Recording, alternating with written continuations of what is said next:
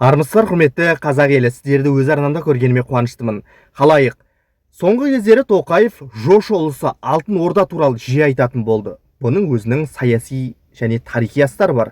Тегіннен тегін, жайғынан жай Тоқаев Ақ Орда туралы емес, Алтын Орда туралы айтуы, Ақ Орда резиденцияда отырып Алтын Орда туралы айтуы расында да бұл үлкен тарихи сабақтастықты көрсетіп отыр.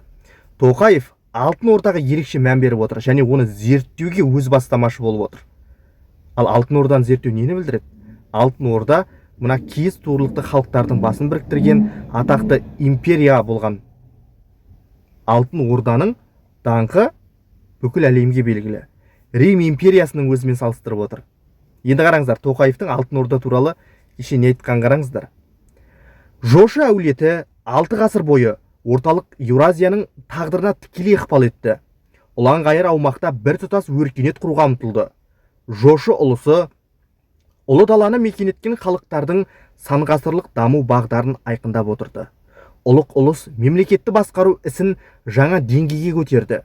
Оның Рим империясымен ұқсастығы да осында. Биыл жошы ұлысының негізі қаланғанына 800 жыл толды. Бүгінгі жиынымыз да осы мерейлі белеске тұспа-тұс келіп отыр. Мұның зор символдық мәні бар. Біз астатөк той жасауға емес, салмақты зерттеу жүргізуге баса мән беруіміз керек. Жошы ұлысы Қазақстанның мемлекеттілік дәстүрінде айрықша орын алады деген болатын. Және тағы бір үлкен мәселе, бұл жерде ең алғаш құрылтай, ұлттық құрылтай жинала бастады ғой. Сол ең алғаш қайда өтті? Түркістанда емес, Жайық бойында, Ертіс бойында емес, еліміздің қақ ортасында Ұлытауда өтті. Ал Ұлытауды білесіздер, бүкіл қазақ халқы үшін киелі жер. Барар жер басар тауымыз қалмаған жылдары біз Ұлытауға қарай шегінген болатынбыз. Кезіндегі Қасым ханның кезіндегі дәуірлерді алып қараңыздаршы.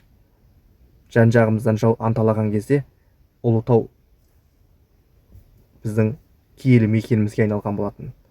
Бұл құдды түркі халықтарының Алтай тауы сияқты, қазақ халқының киелі мекені. Және тағы бір айтатын нәрсе, бүкіл жошы ұлысының орталығы осы Ұлытау жері. Кейіннен ғой Сарай-Бату, Сарай-Берке деп Жайықтың бойында басқара бастап, кейіннен Ресей жаулап алғаннан кейін, Европа мемлекеттерінің біразын тізе бүктіргеннен кейін оның орталығы Еділ бойына келген болатын. Ал оның алдында жошы ұлысының орталығы бұл Ұлытау. Сондықтан Тоқаев Алтын Орданы мына жошы ұлысын зерттеуге баса мән беріп отыр. Бұл нені білдіреді? Бұл әлемдік геосаясатқа ұмтылу. Қазақ елін әлемге таныту, былайша айтқанда орта державалар деп екі сөзінің бірінде айтатын болды ғой қазіргі кезде Тоқаев. Сол орта державаларға жаңағы қосылудың амалы сияқты. Тарихи тұрғыдан да, экономикалық, саяси тұрғыдан да. Руханиятты бұл жерден тастауға болмайды, себебі халықтың рухани жаңару болу керек бұл жерде. Халық рухани жаңару үшін әрине ол өткен тарихынан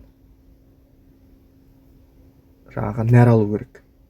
Ал біздің өткен тарихымыз жошы ұлысы Алтын Орда империясы. Біз бүгіндері Алтын Орданы зерттеу арқылы бір кездері кім болғанымызды және болашақта кім болуымыз керектігін айқындап алуымызға мүмкіндік туады. Ал Тоқаевтың да айтып отырғаны сол. Еуразия кеңістігінде Алтын Орда қаншама мемлекеттің тағдырына әсер етті, ықпал етті дейді. Тікелей ықпал етіп отыр дейді. Олардың жаңағы тарихына қалай ықпал еткенін. Ал ол біздің ата-бабаларымыз, қыпшақтар.